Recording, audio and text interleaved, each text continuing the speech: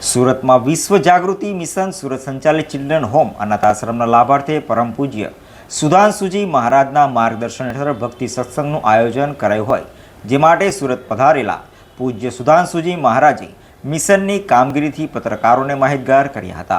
સુરતમાં વિશ્વ જાગૃતિ મિશન દ્વારા અનાથ આશ્રમના લાભાર્થે 25 થી 28 ડિસેમ્બર એટલે કે 4 દિવસ માટે ભવ્ય સત્સંગનું આયોજન કરાયું છે, જેમાં ભાગ લેવા સદગુરુ સુધાંશુજી મહારાજ સુરત આવી પહોંચ્યા હતા. સુરત પધારેલા પરમ પૂજ્ય સુધાંશુજી મહારાજે પત્રકાર પરિષદમાં વાત કરી હતી કે આધ્યાત્મિક જ્ઞાનની ગંગોત્રીમાં ડૂબકી લગાવવાનો તમામને લહાવો લેવો જોઈએ. તો મિશન અંગે વાત કરતાં જણાવ્યું હતું કે દેશમાં 86 શાખા અને 11 દેશમાં હાલ વિશ્વ જાગૃતિ મિશન ચાલી રહ્યું છે. ગીતા સહિત પ્રાચીન ગ્રંથોની શિક્ષા સમાજ સુધી પહોંચાડવા મિશન કટિબદ્ધ છે. સનાતન સંસ્કૃતિને સમાજ સુધી પહોંચાડવા માટે કરાતી કામગીરી અંગે પણ માહિતી આપી હતી. વિશ્વ જાગૃતિ મિશન દ્વારા દેશમાં 24 મંદિર, 40 આશ્રમ ચાલી રહ્યા છે. તો ઝારખંડના આદિવાસી વિસ્તારોમાં શાળા તથા હરિયાણાના ફરીદાબાદમાં પણ શાળા ગરીબ બાળકોના અભ્યાસ કરાવાઈ રહ્યા છે. સુરતના આશ્રમમાં પણ અનાથ બાળકો અભ્યાસ કરવાની સાથે સ્કિલ મેળવી પગભર થઈ રહ્યા છે. તો સુરત પધારેલા પરમ પૂજ્ય સુધાંશુજી મહારાજે મીડિયા થકી સુરતીઓને વધુ માહિતી આપી હતી. સાંભળો શું કહી રહ્યા છે પરમ પૂજ્ય सुधांशु महाराज. देखिए, संस्कार, संस्कृति, सभ्यता और परंपरा में जितना समृद्ध गुजरात है और गुजरात में भी जो बहुत ही खूबसूरत है वो तो सूरत शहर है.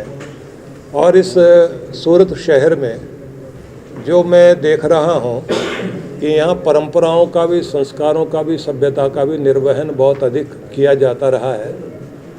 बढ़ता हुआ नगर है और पूरे देश में अपनी पहचान बना रहा है. तो मेरी इच्छा ये है कि यहाँ के लोग पैसा कमाने से अधिक इस बात पर ध्यान दें कि अपने बच्चों को पैसा देकर अमीर बनाने के बजाय उन्हें पैसा कमाने वाला भी बनाएं, जिससे उनके पास अमीरी बनी रहे. दूसरा, इस बात पर भी ध्यान दें कि वो एक अच्छे नागरिक बन सकें, सुसंस्कृत व्यक्ति बन सकें, समाज के जिम्मेदार और दायित्वपूर्ण व्यक्ति बन सकें. इसके लिए आवश्यकता है कि यहाँ भी गुरुकुल जैसी संस्कृति आनी चाहिए. और यहाँ इस बात पर और अधिक बल दिया जाए कि संस्कार शालाएँ हमारे मंदिरों में स्थापित हों, जिससे बच्चों के अंदर संस्कार आएँ और वो एक ऐसे जिम्मेदार नागरिक बने कि अपने राष्ट्र को और ऊंचा ले जा सकें. जिस प्रदेश ने गांधी और पटेल हमको दिया है और इस समय हमारे पास भारत देश को ही नहीं पूरे विश्व में नेतृत्व देते हुए यशस्वी प्रधानमंत्री नरेंद्र भाई मोदी और अमित शाह जैसे व्यक्ति हमको मिले हैं. तो मैं चाहता हूँ कि यहाँ का एक एक युवक पूरे विश्व में अपनी पहचान बना सके. उसके लिए संस्कार भी चाहिए, शिक्षा भी चाहिए, परंपरा भी चाहिए. और उसके लिए हम लोग भी कुछ कार्य कर रहे हैं और हमारी चेष्टा होगी कि आने वाले समय में हम ऐसा कोई आचार्य कुलम या गुरुकुलम ऐसा स्थापित कर सकें. સુરતમાં 4 દિવસ 25 થી 28 ડિસેમ્બર દરમિયાન યોજાનાર ભક્તિ ભાવભર્યા સત્સંગમાં દેશભરમાંથી અનુયાયીઓ આવનાર છે.